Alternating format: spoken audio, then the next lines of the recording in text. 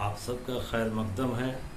मैं मोहम्मद जिलानी, किताब अपनी ज़ुबान, दर्जा 7, उन्वान गर्मी का मौसम, जो एक नज़्म है। इसका शायर इस्माइल मेरठी साहब हैं। शायर इस नज़्म में गर्मी के मौसम का ज़िक्र किया है। यह मौसम अप्रैल से लेकर जुलाई तक रहता है, लेकिन मई का महीना सबसे गर्म होता है।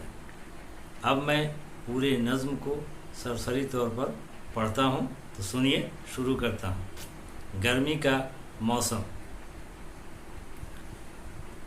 मई का आन पहुँचा है महीना,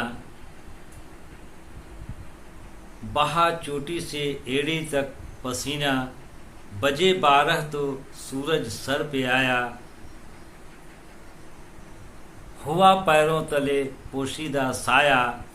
चली लू और तड़ाके की पड़ी धूप, लपट है आग की गोया कड़ी धूप। ज़मी है या कोई जलता तवा है, कोई शोला है या पछुआ हवा है। दरो दीवार में गर्मी से तपते, बनी आदम है मछली से तड़पते। न पूछो कुछ गरीबों के मकां की, ज़मी का फर्श है छत आसमां की। न पंखा है न टट्टी है न कमरा, ज़रा सी झोंपड़ी मेहनत का समरा। अमीरों को मुबारक हो हवेली, गरीबों का भी है अल्लाह बेली। तो ये सरसरी तौर पर नज़्म हुआ। अब एक एक शेर का तशरीह करता हूँ। पहला शेर है, मई का आन पहुँचा है महीना, बहा चोटी से एड़ी तक पसीना। शायर कहता है कि जब मई का महीना आता है तो सर से लेकर पैर तक पसीना बहता है। दूसरा शेर है, बजे 12 तो सूरज सर पे आया, हुआ पैरों तले पोशीदा साया। जब दिन के 12 बजे का वक्त होता है तो हर किसी का साया यानी परछाई पैरों तले होता है और सूरज सर के ऊपर होता है।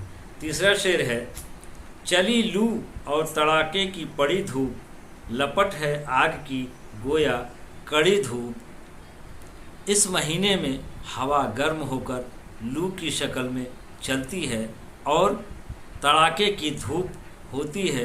ऐसे लगता है जैसे मानो कोई सर पर आग रख दिया हो।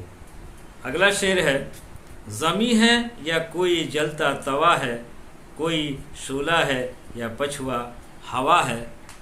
शायर इसमें कहता है, ज़मी गोया जलते तवे की शक्ल में हो जाती है, खाली पैर चलना मुहाल हो जाता है।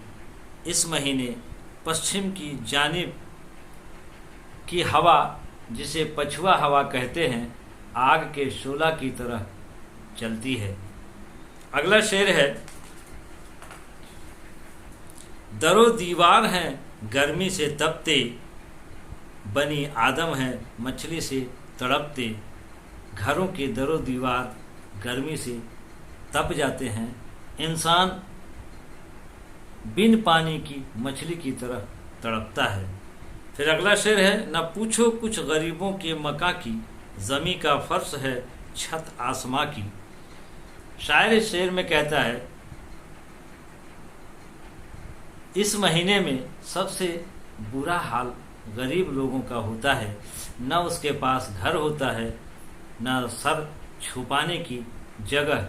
ऐसे लोगों का आसमान ही छत होता है और ज़मीन ही बिछोना होता है।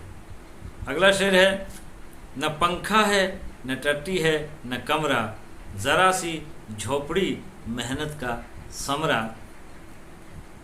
इस शेर में शायर कहता है, न गरीबों के पास पंखा होता है, न हवादार टट्टी का पर्दा, न कमरा। छोटी छोटी झोपड़ियाँ इसके मेहनत का समरा होता है। आखिरी शेर है, अमीरों को मुबारक हो हवेली, गरीबों का भी है अल्लाह बेली। शायद आखिरी शेर में ये बयान करता है कि अगर अमीर लोगों के पास बड़ी बड़ी हवेलियाँ होती हैं तो गरीबों का अल्लाह ही मालिक होता है। इस नज़्म का दर्स अमल ये है कि अल्लाह जिसे चाहे इज़्ज़त दे और जिसे चाहे ज़िल्लत दे, फिर भी अल्लाह का शुक्रिया अदा करते रहना चाहिए। अल्लाह की कुदरत ही सारी कायनात है। तो आज बस इतना ही, इंशाअल्लाह फिर मिलेंगे। तब तक के लिए खुदा हाफिज़।